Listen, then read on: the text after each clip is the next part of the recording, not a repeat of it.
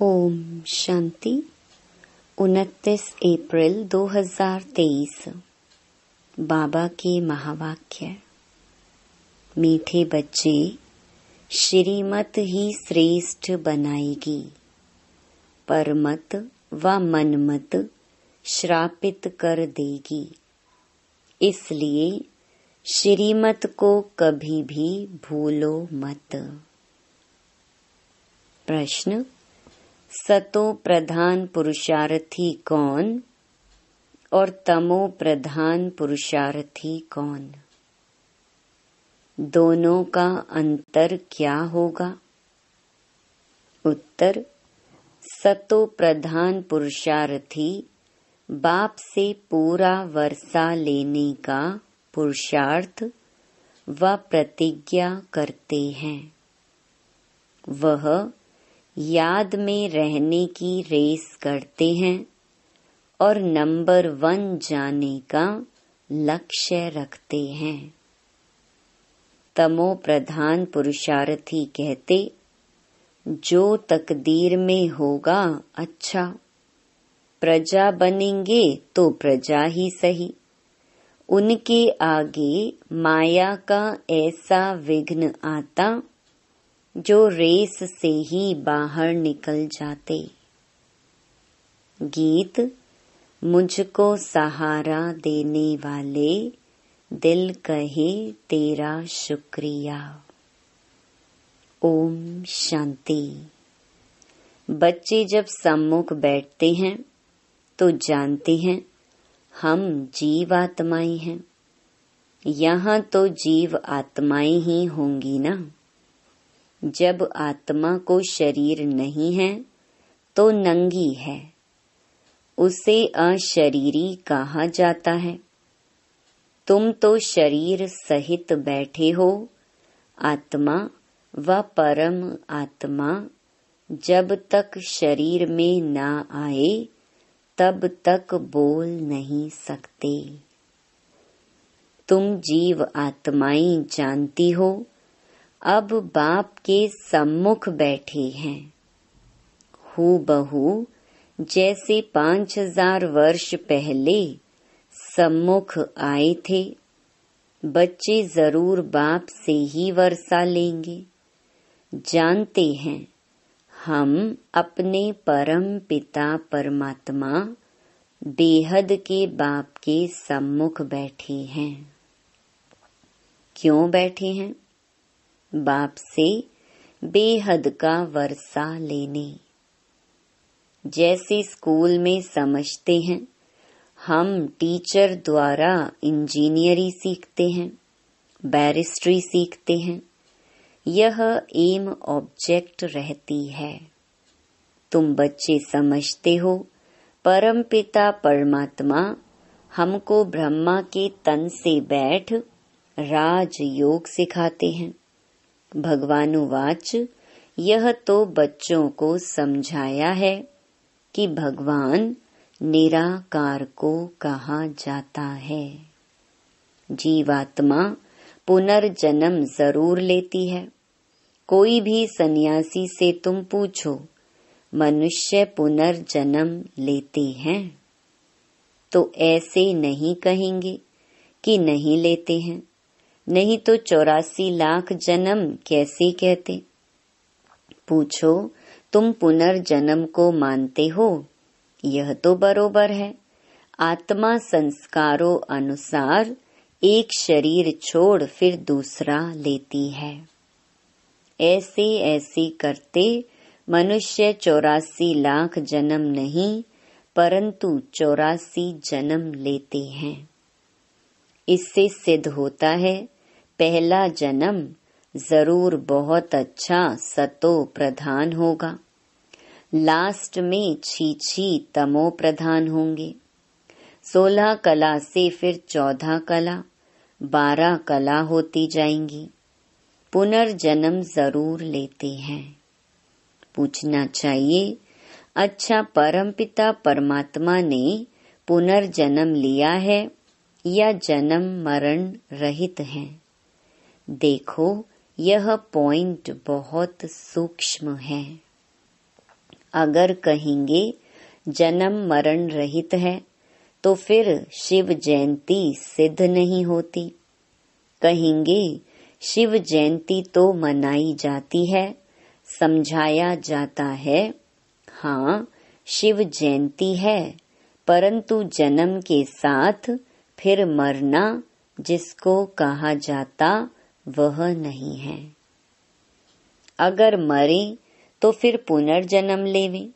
बाप कभी पुनर्जन्म नहीं लेते, वह इस तन में एक ही बार आते हैं बस, फिर पुनर्जन्म में नहीं आते। परम पिता परमात्मा पुनर्जन्म रहित हैं। वह कब सतो प्रधान से तमो नहीं बनते। आत्माएं तो सब जन्म मरण में आते आते पतित बन जाती हैं, फिर बाप आते हैं पावन बनाने। इससे सिद्ध होता है आत्मा ही पतित होती है, आत्मा पावन आती है, फिर माया पतित बना देती है। बाप कभी भी बच्चों को गंदी मत नहीं दे सकते। इस समय के पतित मनुष्य पतित मत देते हैं। अब पावन बाप कहते हैं कि पतित नहीं बनो, अर्थात विकारों में नहीं जाओ। रावण की मत से दुख धाम बन गया है, पहले सुख धाम था। ऐसे नहीं, बाप ही सुख दुख देते हैं। नहीं, बाप कभी बच्चों को दुख की मत दे नहीं सकते। माया ही दुख देती है। उस माया पर जीत पाने से ही तुम जगत जीत बनते हो। मनुष्य माया का अर्थ नहीं समझते, वह धन को माया कह देते हैं। कहते हैं ना, इनको माया का नशा बहुत है। परंतु माया 5 विकारों को कहा जाता है। अगर 5 विकारों का नशा है तो माया एकदम खा जाती है। सतयुग त्रेता में माया का नशा होता नहीं। वहाँ रावण का बुत बनाकर जलाते नहीं, बुत कड़े दुश्मन का बनाया जाता है। रावण राज्य शुरू होता है आधा कल्प से। देह अहंकार आने से फिर और विकार आ जाते हैं। शास्त्रों में कोई यह बातें नहीं है।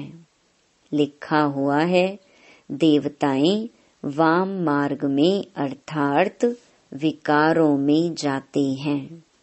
माया के वश होने से परवश हो जाते हैं, परमत पर चलते रहते हैं। अभी तुम चलते हो श्रीमत पर। परमत माना माया की मत।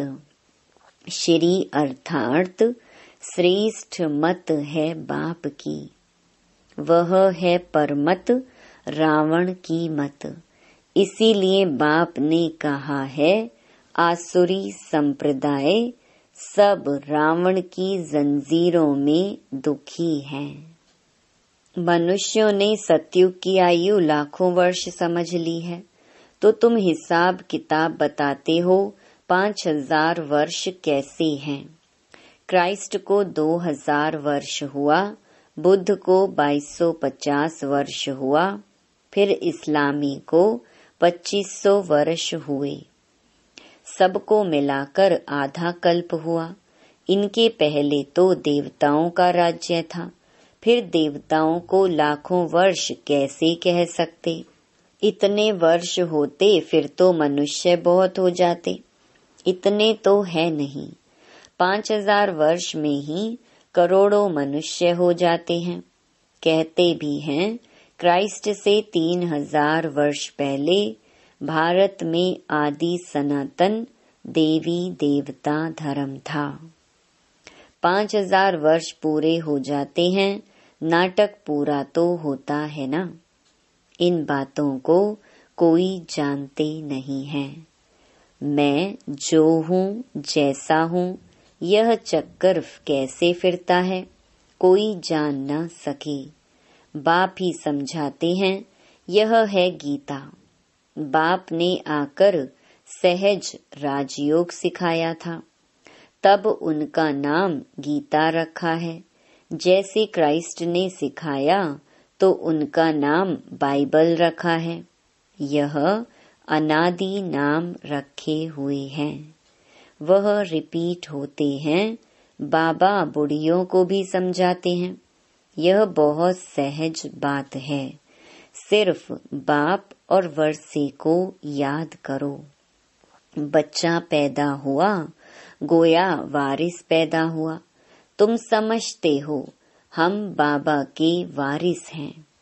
5000 वर्ष बाद फिर से मिलने आए हैं। घड़ी घड़ी 5000 वर्ष ही कहेंगे। 2-3 वर्ष पीछे आने वाले भी कहेंगे हम 5000 वर्ष बाद फिर से आए हैं। यह बड़ी गुह्य बातें हैं। बाबा पूछते हैं, आगे कब मिले हो? कहते हैं, हाँ बाबा। आत्मा इस मुख द्वारा कहती है, हम 5000 वर्ष पहले आपसे मिले थे। आप इस तन द्वारा शिक्षा देने आए थे। जो पक्के पक्के बच्चे हैं, समझते हैं हम बाप से बेहद का वर्षा लेने बैठे हैं। हम बेहद के बाप के बने हैं ब्रह्मा द्वारा। बाप कहते हैं, मुझे पहचानते हो? मैं तुम्हारा बाप हूँ। कहेंगे, हाँ बाबा, हम आत्माओं का आप परम पिता परमात्मा बाप हो। बाप ही कहते हैं, तुमको हमने स्वर्ग में भेजा था, वर्षा दिया था, फिर माया ने छीन लिया, फिर अब मैं देता हूँ। माया वर्षा छीनती है, बाप दिलाते हैं। यह तो अनेक बार खेल हो चुका है, होता रहेगा। इसका अंत नहीं है। बाप के बनते हैं, फिर कोई सगे कोई लगे, कोई सौतेले कोई मातेले बनते हैं। कच्चे पक्के तो है ना। पक्कों को भी माया एकदम जीत लेती है। बच्चे कहते हैं, बाबा हम जहाँ तक जिएंगे आपसे वर्षा लेते रहेंगे। विकर्मों का बोझा सिर पर बहुत है, तो जितना तुम याद में रहेंगे उस योग अग्नि से तुम आत्मा पाप आत्मा से पुण्य आत्मा बनती जाएंगी। आग चीज को पवित्र करती है, तुम्हारी है योग अग्नि। यह है बेहद का यज्ञ जो बेहद के सेठ ने रचा है। इतना समय कोई भी यज्ञ नहीं चलता है। 5-7 रोज व 1 मास यज्ञ रचते हैं। तुम्हारा यज्ञ तो कितने वर्षों से चला आता है। बाप सुनाते ही रहते हैं, कहते हैं भूल मत जाना। सिर्फ मुझे याद करो तो तुम्हारा जन्म जन्मांतर के विकर्मों का बोझा कटता जाएगा। कोई सन्यासी विद्वान आदि को ऐसे कहना आएगा नहीं। भगवानुवाच, मुझ बाप को याद करो। जरूर आया हुआ है, तब तो कहते हैं ना। बाप कहते हैं, अब तुमको वापस जाना है। तुम्हारी आत्मा इस समय बहुत पतित है। अब तुम जानते हो, योग से हम पावन बनते जाएंगे। बाप कहते हैं, ज्ञान अमृत पीकर पावन स्वर्ग का मालिक बनो। यह साजन तुम सब सजनियों को पावन बनाने आए हैं। कहते हैं मुझे निरंतर याद करो। तुम्हारी ही प्रतिज्ञा है कि आप जब आएंगे तो और संग तोड़ तुम संग जोड़ेंगे। तुम पर वारी जाएंगे। स्त्री पुरुष पर, पुरुष स्त्री पर बलिहार होते हैं। यहाँ है बाप पर बलिहार जाना। शादी में एक दो पर बलिहार जाते हैं ना। अब बाप कहते हैं मनुष्य पर बलिहार नहीं जाना है। तुम्हारी प्रतिज्ञा है आप पर बलिहार जाएंगे। आप हमारे पर बलिहार होना। बाप कहते हैं तुम बलिहार जाओ तो 21 जन्म तुमको सदा सुखी बना दूंगा। कितना भारी वर्षा है। अब बाप कहते हैं मैं तुमको वर अर्थात वर्षा देता हूँ। सिर्फ तुम निरंतर मुझे याद करो। श्रीमत से ही तुम श्रेष्ठ बनेंगे, यह भूलो मत। यह लक्ष्मी नारायण का चित्र भी घर में रख दो। हम बाप से फिर से वर्षा ले रहे हैं। बाप परम धाम से आया हुआ है, परंतु माया चील भी कम नहीं है, पंजा मार देती है। सबकी बात नहीं है, नंबरवार है। कोई तो एकदम भूल जाते हैं कि हम बाप से वर्षा लेते हैं। यहाँ बैठे हैं तो नशा चढ़ता है। यहाँ से बाहर निकला और भूला। फिर सुबह को रिफ्रेश होते हैं, फिर सारा दिन भूल जाते हैं। 4-5 वर्ष अच्छी सर्विस करने वाले भी आज देखो है नहीं। कुछ अवज्ञा की तो माया ने जोर से थप्पड़ मारा और चले गए। बाबा कह देते हैं बच्चे, माया बहुत कड़ी है। अवज्ञा करने से माया एकदम गिरा देती है। इसलिए गाया जाता है चढ़े तो चाखे प्रेम रस, गिरे तो चकनाचूर। देखते हो कैसे चकनाचूर हो जाते हैं। वैकुंठ में तो जरूर चलेंगे, परंतु पद तो नंबरवार है ना। भल वहाँ सब सुखी रहते हैं, फिर भी मर्तबे तो है ना। स्कूल में मर्तबा पाने लिए ही पुरुषार्थ करते हैं। ऐसे नहीं प्रजा ही सही, जो तकदीर में होगा। नहीं, इसको तमो प्रधान पुरुषार्थ कहा जाता है। सतो प्रधान उनको कहेंगे जो बाप से पूरा वर्षा लेने का पुरुषार्थ व प्रतिज्ञा करते हैं। यह घुड़ दौड़ है ना। सब नंबर 1 तो नहीं जाएंगे। यह ह्यूमन रेस है। माया ऐसा विघ्न डालती है जो एकदम रेस से निकाल देती है। तुम्हारी ह्यूमन रेस है। आत्मा कहती है हम बहुत दुखी हुए हैं, शरीर लेते लेते बहुत तंग हुए हैं। कहते हैं अब बाबा के पास जाएं। बाबा ने युक्ति तो बतलाई हुई ही है। बाबा हम आपकी याद में रहेंगे। जितना टाइम निकाल सको उतना अच्छा है। जैसे गवर्नमेंट की सर्विस में भी 8 घंटा रहते हैं ना, तो इसमें भी तो 8 घंटा रहो। सृष्टि को स्वर्ग बनाना कितनी भारी सर्विस है। सिर्फ बाप को याद करो और सुख धाम को याद करो। बस 8 घंटा सर्विस की तो पूरा वर्षा पाएंगे। ऐसे याद करते करते तुम्हारे विकर्म विनाश होंगे। 8 घंटा तुम इस सर्विस में दो, बाकी 16 घंटा तुम फ्री हो। जितना हो सके घड़ी घड़ी याद करो। याद तो कहाँ भी बैठे कर सकते हो। सबसे अच्छा टाइम तुमको सवेरे मिलेगा। सिंधी में कहते हैं सवेल सुमण सवेल उठड़, माना सवेरे जल्दी सोना सवेरे उठना। यह गुण मनुष्यों को बड़ा करता है। अज्ञानी लोग 8 घंटा नींद करते हैं। तुम्हारी नींद आधी होनी चाहिए, 4 घंटा नींद बस। कर्म योगी हो ना। रात को 10 बजे सो जाओ, 2 बजे उठो। शिव बाबा को याद करो। 2 बजे नहीं उठ सकते तो 3 बजे उठो, 4 बजे उठो। वह फर्स्ट क्लास समय है। एकदम शांति रहती है। सभी अशरीरी बन जाते हैं। उस समय सन्नाटा बहुत होता है, जैसे कि मूल वतन हो जाता है। ऐसे लगता जैसे सब मरे पड़े हैं।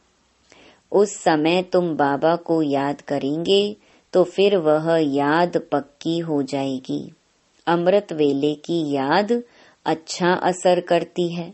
बाबा बहुत करके रात को जागते रहते हैं। स्थूल काम में आने से माथा भारी होता है। सूक्ष्म सर्विस में थकावट नहीं होती है। कमाई थोड़े ही थकाएगी, कमाई से तो खुशी होगी।